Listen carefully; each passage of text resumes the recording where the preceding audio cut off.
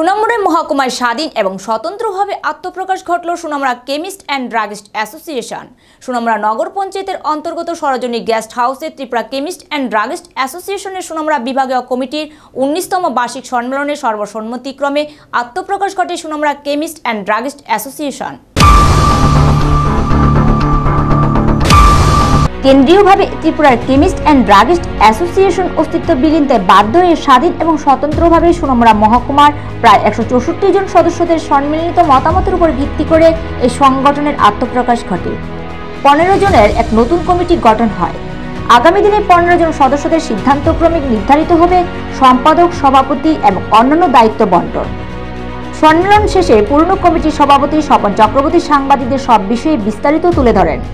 পাশাপাশি তিনি বলেন, সম্মেলনে সমগ্র মহকুমারবাসীর সার্বিক স্বার্থে 7টি দাবি সনদ গৃহীত হয়, যার মধ্যে প্রধানত রয়েছে মেলাঘর হাসপাতালকে জেলা হাসপাতালে উন্নীত করা এবং সুনামুড়া হাসপাতালকে মহকুমা হাসপাতালে উন্নীত করা, অনলাইনে ওষুধ ব্যবসা নিয়ন্ত্রণ ও অনলাইনে সরবরাহকৃত ওষুধের গুণমান যাচাইয়ের ব্যবস্থা করা, একের পর এক ওষুধ নিয়ন্ত্রণ আইন লাগু করার পূর্বে ওষুধ ব্যবসায়ীদের নিয়ে প্রয়োজনীয় কর্মশালা করা এবং ব্যবসায়ীদের সহজ শর্তের মাধ্যমে ঋণের ব্যবস্থা করা। আজকে আমাদের 15 জনের নিরপেক্ষ নির্বাচন কমিশনের মাধ্যমে সম্মেলন থেকে 15 জনের একটা প্যানেল নির্ধারিত হয়েছে।